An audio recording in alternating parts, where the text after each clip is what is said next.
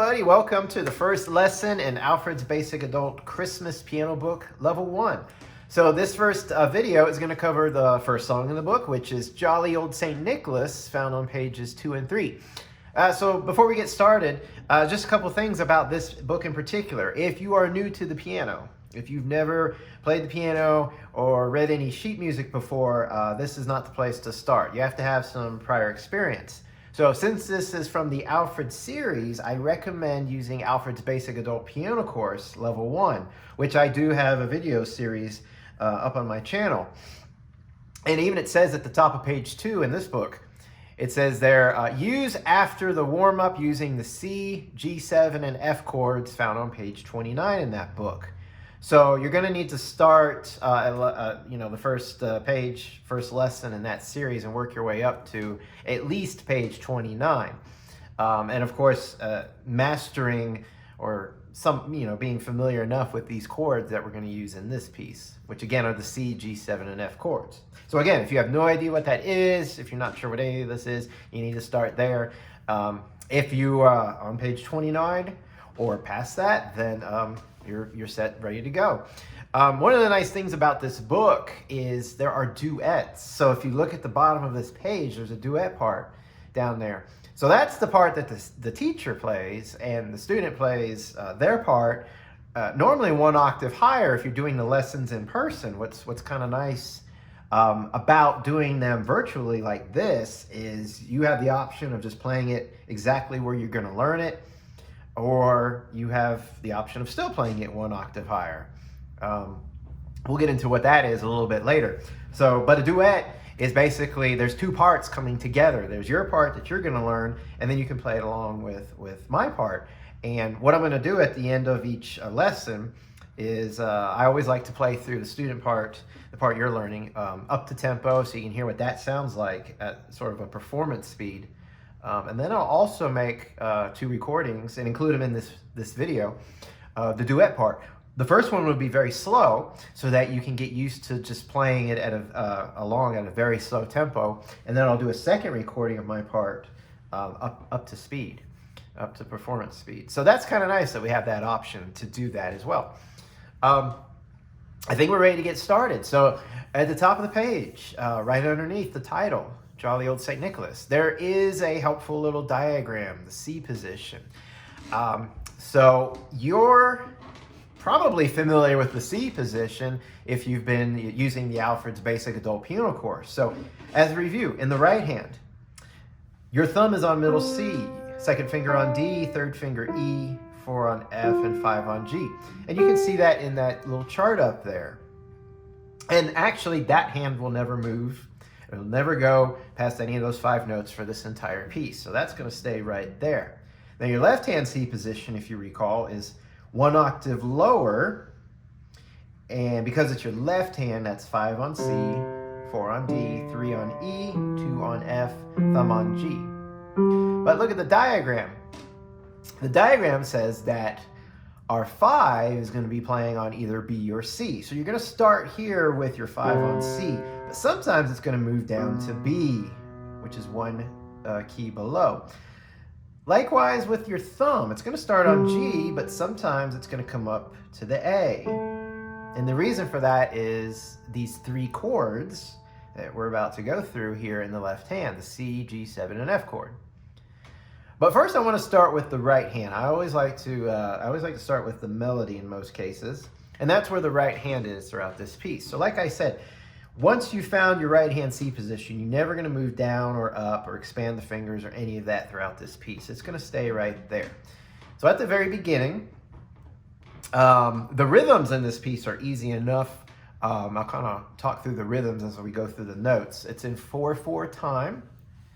So that means 4 beats per measure. There's nothing smaller than a quarter note, which I believe if you're only at page 29 in the Alfred's Basic Adult Piano Course, you haven't learned 8th notes yet. So that being said, every measure you're just going to count 1, 2, 3, 4. It looks like you've either got quarter notes, half notes, or whole notes throughout the piece. All right, so you're in the C position, and that means 3's on E, which happens to be our first note. We have 4 E's in the first measure, and they're all quarter notes. So it's 1, 2, 3, 4. Now in the second measure, those are all D's with your second finger. 1, 2, and then 3, 4. You're going to hold that for 2 counts because it's a half note. And so we're working our way down because now your third measure, those are all middle C's with your thumb, 4 quarter notes. 1, 2, 3, 4, and then up to E in the last measure, 1, 2, 3, 4, because that's a whole note. So that entire line altogether is going to go like this. 1, 2, 3, 4. 1, 2, 3, 4. 1, 2, 3, 4. 1, 2, 3, 4. When you go to measure 5 on page 3, notice the right hand has a whole rest. So for 4 counts, your left hand is only playing. And then in measure 6, you have a half rest. So another 2 counts, your left hand's only playing. Your right hand re-enters on beat 3 on middle C. And it's a half note, 2 counts. So 3, 4. Notice it's 3, 4, not 1, 2, because it's on beats 3 and 4 in that measure. In your next measure, you have a D, down to C, back to D, up to E, and then your last measure back to D for 4 counts.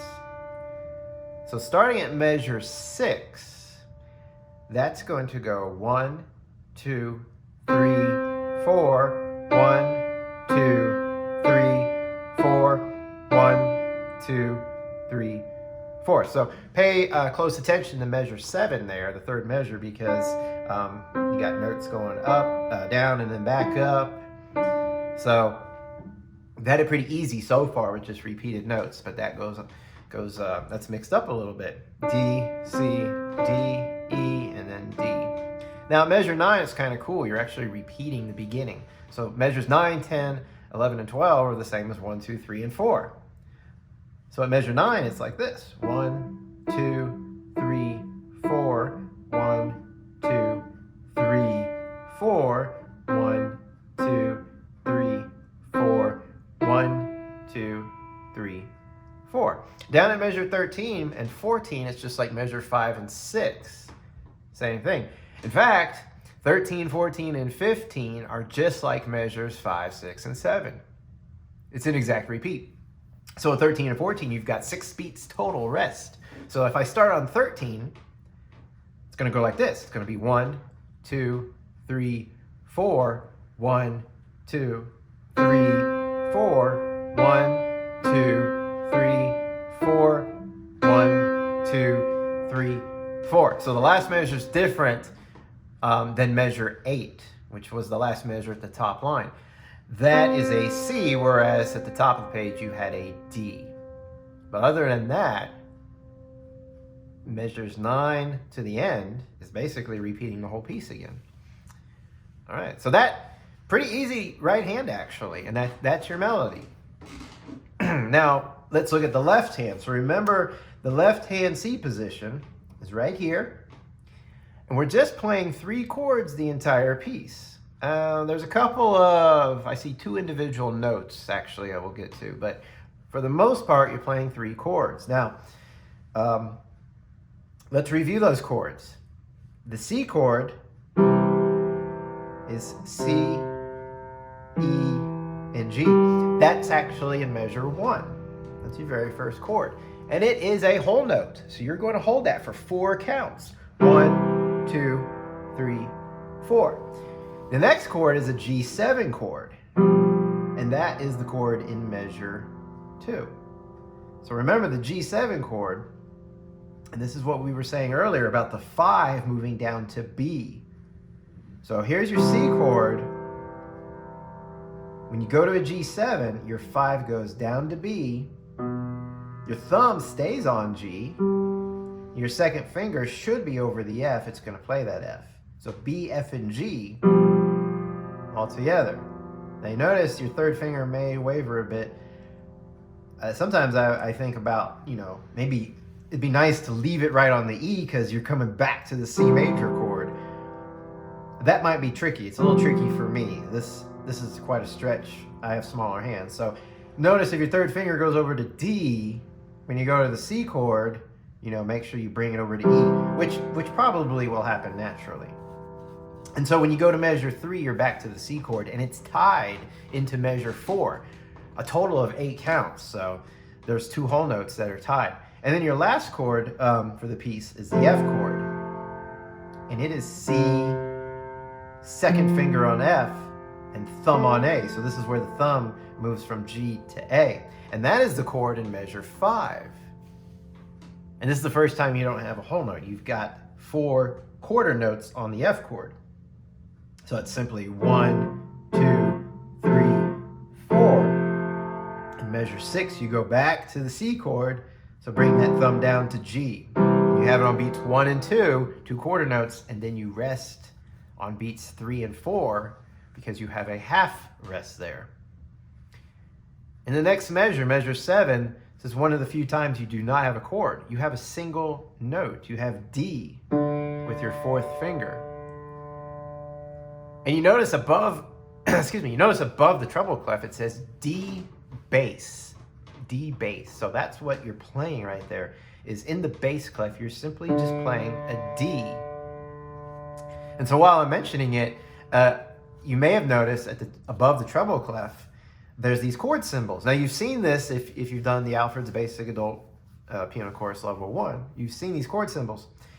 Those are chord symbols for your left hand. So back at measure 1, that C doesn't mean that the note in the right hand in the treble clef is C. That C actually is referring to the C chord. And in measure 2, it's referring to the G7. Why is that there? Well, sometimes musicians also learn not to read the bass clef. Rather, they just learn chord symbols. They see a C, and they know automatically that a C chord is C, E, and G. So they probably just reading the treble clef and those letters above it, and that's how they're actually playing the music. So it's a different way of reading. The Alfred series, especially in the beginning, they like to put both to sort of give you an option. As you progress in these books, though, they're going to take those away. So in the end, you're really just going to be reading bass clef notes anyways. But it's kind of cool to know. And if you've memorized the C, G7, and F chord, then it's kind of nice to see that and just automatically think this rather than still trying to think, okay, that's a C, that's an E, that's a G played at the same time. So when you get to measure 7 on page 3, the D bass there means you're actually playing a D and a bass. Just so happens you're playing a D in the right hand, but that's coincidence. Now after measure 7, and you've got that D for 4 counts because it's a whole note, you're going to go to the G7 chord at the end of the measure. And then, like we said earlier, when you get to measure 9, you're basically repeating the whole piece again. But it's a little different in the left hand in the last 2 measures.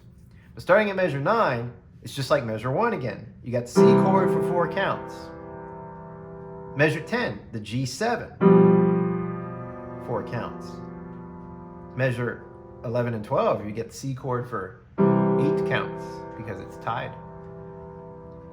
In measure 13, you have the F chord for 4 counts. 1, 2, 3, 4, and then the C chord for 2 counts, resting on 3 and 4. Now remember at measure 7, we had the 4 on D. You're going to do that again. It even says D bass above the treble clef. But it's only 2 counts. It's a half note. So it's 1, 2, and then you're going to go to the G7 chord. Now, you did that at the top of the page, actually. But you did it across 2 measures. You did the D for 4 counts. You did the G7 for 4 counts. So you should be familiar with moving from a D to a G7. However, here you got to do it faster. The D is only 2 counts. So it's 1, 2, 3, 4, and then C chord, rest, C chord, rest. So at the end, that chord is on beat 1, rest on 2, 3, rest on 4, and then you're done.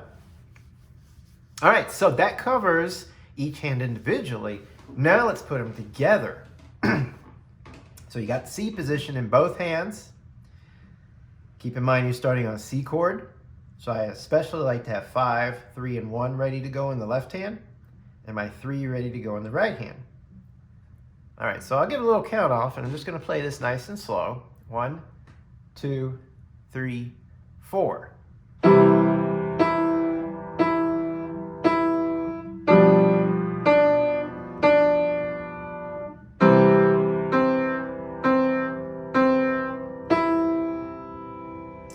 So I'm going to stop for a second because I want to talk about that line. So you're probably at this point very well aware that you can play the hands perfect separately. And once you put them together, it feels like this is brand new. That's normal. That's normal. If you feel like, that's too hard, let me go back and just play them more hands separate. If you've got them hands separate as good as they can get, you're probably wasting your time at that point. So dig in hands together once they're really good separate. I find that the biggest challenge for people, especially if these chords are kind of fresh for you, the biggest challenge is when you change chords in the left hand. Again, you may be able to do it hands separate just fine, but then when you're thinking about the right hand, it gets kind of complicated. So one thing I always like to do is work on transition. So the first transition is between measures 1 and 2. Because you have the C chord in measure 1, the G7 in measure 2. Go directly to beat 4. The last thing you play in measure 1 in both hands. Make sure your fingering is accurate when you do this. And then go to beat 1 with both hands in the next measure. And stop there. All you're practicing is the transition of both hands from here to here. So if that is a challenge, if you find that you're really having to hesitate and pause, work it over and over till it just becomes a fluid motion that comes automatic. Same thing between measures 2 and 3. The last thing you play in measure 2 is right here. The first thing you play in measure 3 is right here. So if that, again, is a challenge, you're taking too much time, work just that. Tempting to just go back to the beginning and play it over and over again. Don't do that. Dig in right to where you're going from beat 4 to beat 1. Or from measure 2 to 3, beat 4 to beat 1. And then the last thing is don't be tempted at the measure 4 to lift. We're so used to playing a chord maybe every measure.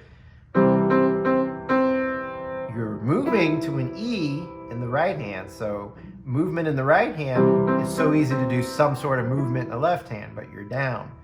So think heavy when you have a tie. When you get to measure 5, it's all left hand, but you see there are words there. What I just did was play the top notes of those chords in the left hand. That's actually your melody. And then it picks it back up with your right hand. So that's probably why the right hand's not even playing there, most likely, because it doesn't want to cover up the melody, which you're actually including in these chords. So I'm just pointing that out, that your melody's in your left hand. So continuing at measure 5. 1, 2, 3, 4. When you hit that C, be off. You don't want to go. You don't want to do that, especially when it's melody we're dealing with. Because if you had someone singing it, they're not going to hold the word sing goal while singing soul. You see how that works? So there's multiple reasons why you want to rest on beat 3 and 4 in your left hand there. Going on in measure 7. So remember, this is where you have the D. Now it's cool you have D in both hands. I mentioned that earlier. To me, that always feels nice. It's different fingers, 4 in the left hand, 2 in the right hand, but it feels nice. Especially when you think about the black keys on the piano, you're in the same spot. So that coordinates things quite well. And that could be a little tricky, that exchange there. So again, go from the last thing you play in measure 8. Whatever you're playing on beat 4, you're still holding this. So hit the D, your third finger's on E. So hit D and E, and then go to the G7 and the D. Do that several times till it just becomes automatic. Going on, measure 9, like the beginning. So if you know the beginning, you should know this part. Likewise with measure 13 and 14. There's our melody again in our left hand. now things change right here a little bit. You still got the D's together in measure 15, but then you got to move to the G7 chord a little more quickly here. So you may go from beat 2 to beat 3, practicing whatever it is you're playing on beat 2. In this case, you're still on the D, you're on middle C, and then go into beat 3. Once that's good, then start at the beginning of that measure. And your last measure, remember your rests in the left hand. All right, so that's piecing the hands together. Now, once that gets more and more comfortable, you want to start adding your forms of expression, like dynamics. Measure 1, the very beginning, it's a forte. There's an F there, so forte means loud. Notice measure 9 is piano. So that's kind of cool because often in music, you don't want to play the same thing the same way twice. Remember, we said once you get to measure 9, you're basically repeating the piece. Well, you are note for note and all rhythm for rhythm, but at least the dynamics change. So that's kind of nice. So the first half of the piece is loud, and then the second half of the piece is soft. It actually stays soft to the very end. So dynamics, loud and soft, very important. The other thing are these slurs. Now, this is an interesting thing on the piano. When you think about it compared to other instruments, the piano is a percussion instrument. That means you're actually, hitting a key, and on the inside of the piano, there's a hammer that strikes a string. And I think that's why it's called a percussion instrument. At one time, historically, it was called a string instrument. But you're hitting a key, and it's the hammer hitting the string. That is why this is a percussion instrument. Now, we have pedal to smoothen out sounds.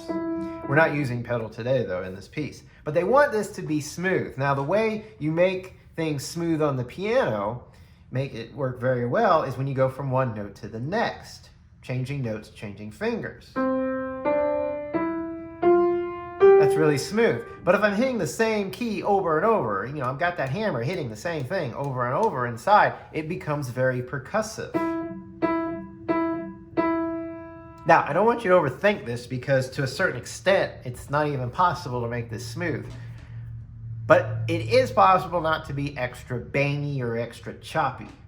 So when you're playing this right hand and when you're learning the notes, I don't mind loud. And it is loud anyways, but I don't mind bangy because when you bang, you're actually digging into the note and really learning that note. And you're getting a feel for it with each finger. That's good. If you start things soft, it's hard to learn things soft when you're barely touching.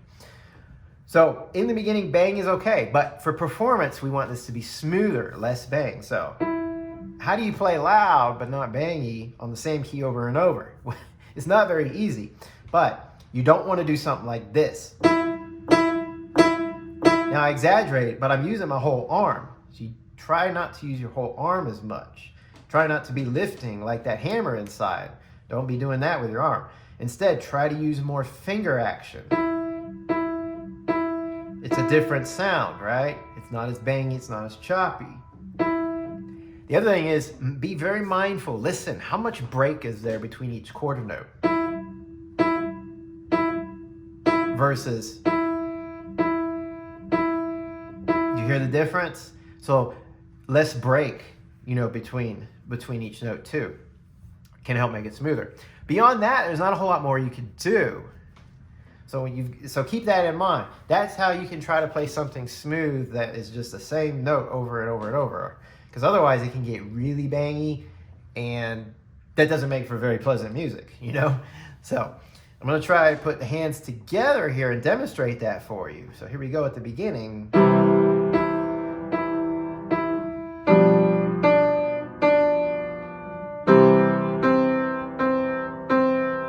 Now, another little thing you can do, which I found myself doing with the thumb more, but you may have noticed I was playing these C's like this. So I'm actually sliding my thumb a little bit on the keys. Now, is that something you have to learn right now? No. I'm actually throwing a lot of information suddenly at you.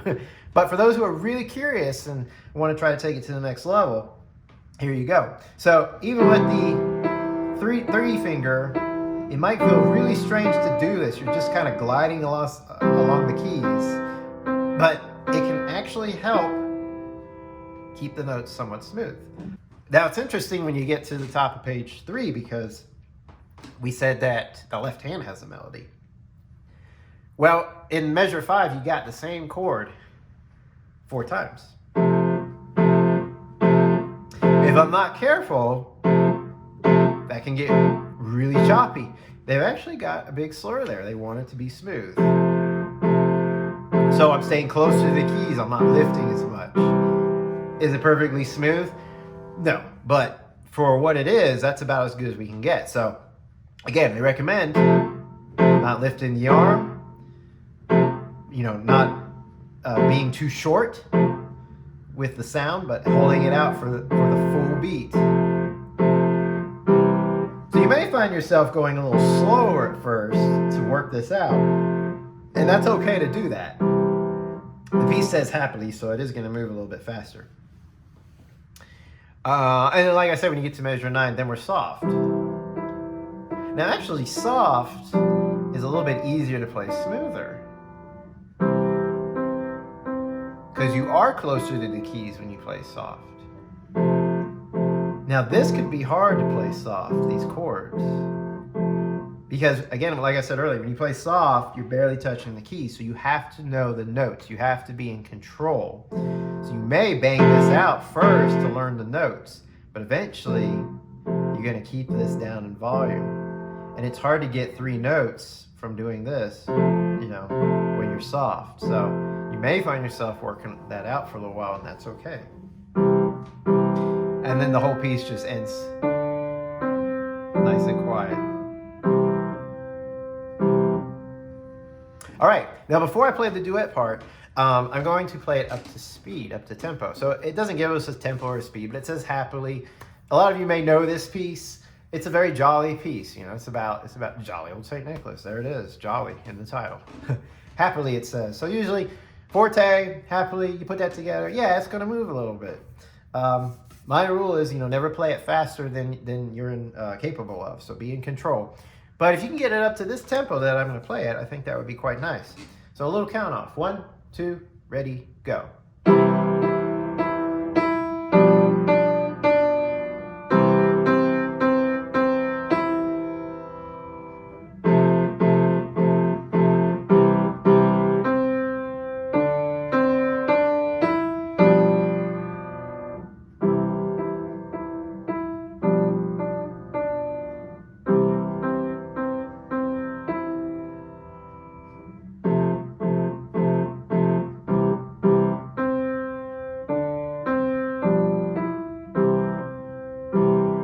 And there it is. All right, now on to the duet. So I'm just going to play the duet twice. The place on the piano that I'm playing the duet is about in this general vicinity right here. So that's why when you play live, 2 people on the bench, it says there, student plays 1 octave higher. And a lot of reasons for that is not just for the sound, but so you don't end up like colliding. So my part's down here. Your part's actually right there too. So your left hand would be overlapping where my right hand is. And so that's why you'd be playing up here. Now you're welcome to play the whole piece 1 octave higher, but you don't have to again because of doing it virtually. So it'll still work, But 1 octave higher just simply means instead of your C position here, move it up here. So now your left hand pinky's on middle C and your right hand thumb is on C above that. But otherwise it doesn't change note-wise. You'd be just reading it the same way, but you're playing it up there. So I'm going to play it very slow so that as you're learning it, you can start playing, putting it together with the duet. The thing about duets is this. More important than the notes, when it comes to the duet, it is an even tempo. The key is an even tempo. If you're speeding up and slowing down and stopping here and hesitating there, it's not going to work. Both parts have to be on the exact same beat. Another reason why to start slow.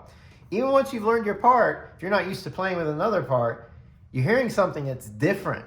it matches up with yours. It's going to sound really cool when it comes together. But think of it as they're different instruments playing on that part of the piano than what you're doing. So at first it's going to be like throwing you off, and that's normal. But keep the count steady. I'm going to keep my part steady. My part is very just ba, just a very, very even 1, 2, 3, 4. So I may exaggerate. I may actually bang my part out a little bit more. There are no slurs, so it might actually call for that. And that'll help you kind of feel the beat. So I'm going to give a count off, and this is the slow version first, okay? I'll give 4 counts, and then we'll go. So 1, 2, 3, 4.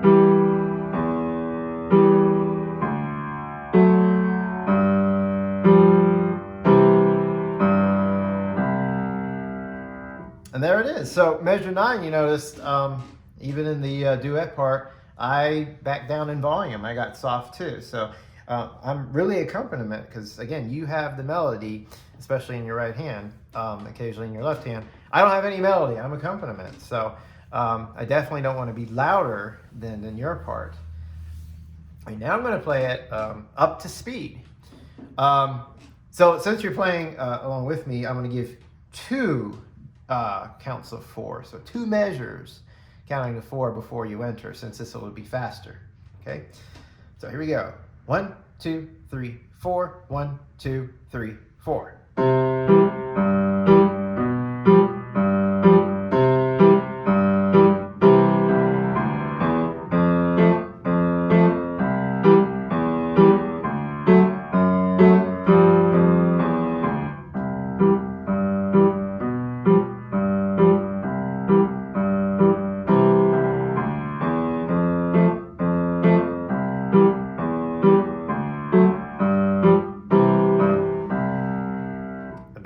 All right. Well, I hope you had fun with this piece, and I hope you stick around for this series. Let's see if I can get through this whole book before Christmas. It's already November, so that might be a tough challenge for musicians. Christmas music actually begins as early as September, because once December arrives, or actually after Thanksgiving, the Christmas season begins. And you don't want to be learning the music. You're already going to be out performing that music, because there's all kinds of Christmas opportunities before Christmas Day actually occurs. So, but that's my goal, to get through as much of this book. And you know, once Christmas is over, hopefully I'll still feel like doing Christmas music to get through this book. So I wish you all the best, and wish you loads of fun. Have fun with this, you know, especially with the duets. Give that a try. It's supposed to be a lot of fun, but it'll teach you things too. Like I said, playing along with the duet forces you to keep that steady tempo. It really actually tests how well you know the piece. How is your hesitation getting in some of those transitions that we talked on earlier? Playing on the duet will test that. So lots going on here for the first lesson in this book.